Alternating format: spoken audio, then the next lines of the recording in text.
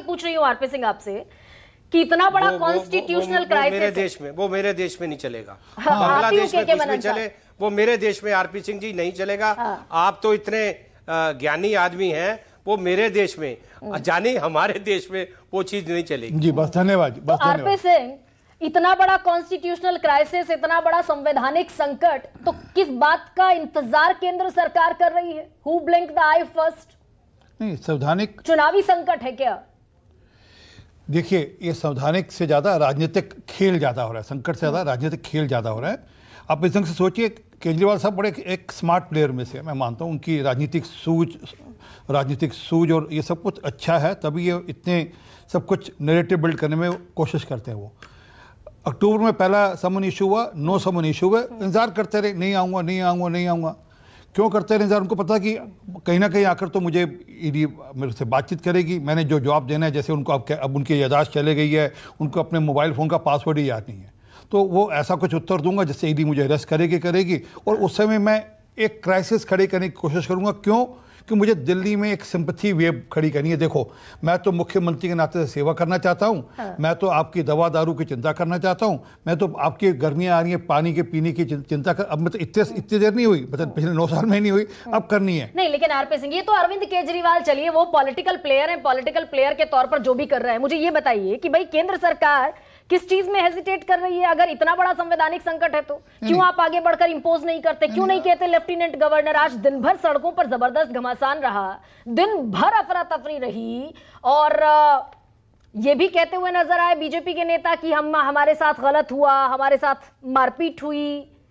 तो फिर अगर इतना बड़ा क्राइसिस है तो कहीं एलजी आगे बढ़कर राष्ट्रपति से इंपोज कीजिए प्रेसिडेंट रूल। कल जो हमने धरना किया उस पे हमारे लोगों को चोट लगी, इवन मुझे भी चोट लगी उसमें, तो हमारे लोग कार्यकर्ताओं को चोट भी लगी उसमें, हमारे प्रदेश अध्यक्ष को भी, सबको चोटें भी आई उसमें। वो अपनी जगह है, परंतु अभी जो आप कॉन्स्टिट्यूशन क्राइसिस खड़ा करना चाहते हैं, वो मुझे लगता है कि उसको वेग किया जा रहा होगा। भाई क्या एक्शन हो सकता है? क्या वह अपने आप इस्तीफा देंगे? क्योंकि वह भी अपनी तरफ से कोर्ट जा, एक मिनट रुकिए ना प्लीज, एक मिनट। अब आपने, क्योंकि वह भी लगातार कोर्ट जा रहे हैं, आज वह कोर्ट गए, कल एक और पीआई लगी है कोर्ट के अंदर, कल उसकी सुनवाई कोर्ट के अंदर है कि वह मुख्यमंत्री रह सकते हैं, रह सकते हैं, इसकी सुनवाई है कल कोर्ट के अंदर, हाई कोर्ट के अंदर। तो एक लीगल प्रोसेस भी है, वो लीगल प्रोसेस जब एग्जॉस्ट होगा तब एग्जीक्यूटिव उसमें इंटरव्यून कर लेगी, क्योंकि जब तक वो मैटर कोर्ट में है, सब जुडिस है, अलग अलग कोर्ट्स के माध्यम से या अलग अलग लोगों के माध्यम से अलग अलग ढंग से कोर्ट में ले जाया जा रहा है मामला, इसलिए मुझे लगता है कि वो उसका इंतजार हो रहा है। परंतु अच्छा होगा कि वह खुद इस्तीफा दे। ये जो खाम के रोज की नोटंकी करते हैं, कि ऐसा कोई डर है क्या कि अरुणाचल प्रदेश की तरह, उत्तराखंड की तरह उल्टा ना पड़ जाए आपको? और क्योंकि चुनाव सामने, तो उल्टा पड़ा तो ज्यादा उल्टा हो जाएगा।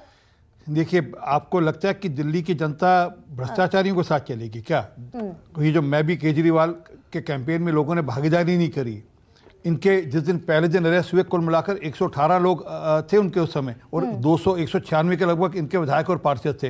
मुझे पता नहीं, जो मेरे मित्र यहाँ पर बैठे हैं बहुत अच्छे सज्जन लोगों में से हैं आम आदमी पार्टी के, शायद वह भी उस दिन रात को वहाँ नहीं थे।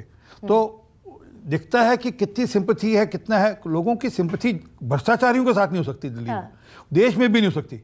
यहाँ के लोगों का मन और चेतना बड़ी साफ है, और वह किसी भी ढंग से किसी भी भ्रष्टाचारी का साथ देने के तैयार नहीं। लेकिन आप भी आरपी सिंह राजनीति की लड़ाई लड़ रहे हैं ना, आप भी राजनीति की लड़ाई लड़ रहे हैं। अगर आपको संविधान की चिंता होती है, आप आगे बढ़ते, सुमोटो एक्शन लेते हैं। ये राजनीति क्यों हो रही है? ये तो भ्रष्टाचार की लड़ाई है। राजनीति क्यों हो रही है? ये तो भ्रष्टाचार के खिलाफ लड़ाई है। और ये हम नहीं कह रहे। एक मिनट, आपने आज दिन भर प्रदर्शन किया और आप लेकर पहुंच गए एलजी के पास अपनी शिकायत, अनकॉन्स्टिट्यूशनल है, इलीगल है, लीगल कैपेसिटी से बाहर है, केजरीवाल ऑर्डर नहीं दे सकते, केजरीवाल जेल से सरकार नहीं चला सकते, केजरीवाल को इस्तीफा देना चाहिए। तो इतना बड़ा क्राइसिस अगर है, एक मिनट, और एलजी के सामने सारी चीजें हैं। ऑर्डर दे नहीं सकते, वो ऑर्डर दे ही नहीं रहे। मेरा चैलेंज स्वीकार कर लें, वो अगले साबित कर दें कि उन्होंने कोई ऑर्डर पास किया। क्योंकि जब वह सुनीता भाभी भी उनको मिलने जाती होंगी तो वो वीडियो ऊपर लगे, कैमरा ऊपर लगे, जिसमें सब कुछ रिकॉर्ड होता है, मीटिंग्स भी सारी कोई पर्सन ऐसा कुछ नहीं कि कुछ बड़ा छुप से कुछ हो जाता है जी। और वहाँ पर भी और रिकॉर्डिंग पे आ गया होगा। अब उन्होंने कोई नया जो फ्री वाला वाईफाई ढूंढ लिया हो, जिसके माध्यम से रात को सोते हो फ्री वाले वाईफाई से कुछ मैसेज देते हो और वो जाकर सीधा मंत्री को मिल जाता होगा, या वो सीएमओ में जाकर ट्रांसलेट हो जाता होगा, तो अलग बात है। अन्यथा नहीं, लेकिन मेरे सवाल का जवाब गोल कर गया आरपी सिंह। ठीक है, अरे सब कुछ, मैं कह रही हूँ कि सब कुछ इलीगल हो रहा है, कहीं से डायरेक्ट वाईफाई मिल गया, इलीगल हो ही नहीं रहा। मैं ये तो कह रहा हूँ वो फर्जीवाड़ा, वो इलीगल हो तो हम उस पर कार्रवाई हो सकती है, ये सबका सब फर्जीवाड़ा है। जैसे बाहर खड़े बैठकर फर्जीवाड़ा करते रहे, भ्रष्टाचार करते रहे, उसी प्रकार का फर्जीवाड़ा जेल में बैठे हुए कर रहे हैं वो। ये सबका सब लोगों को बेवकूफ बनाने के लिए कि देखो मैं चिंता कर रहा हूं। जब दिल्ली के अंदर मोहल्ला क्लिनिक के अंदर 3 लोग मरे, 3 बच्चों की हत्या हो गई थी, 3 बच्चे कोलैप्स है। दिल्ली की administrative machinery in the form of Delhi government fail है ना। नहीं, दिल्ली गवर्नमेंट तो पहले भी वो यही करते थे। वो उन्होंने कोई मंत्रालय थोड़ा लिया हुआ था अपने पास, उन्होंने मंत्रालय थोड़ा था उनके पास कोई।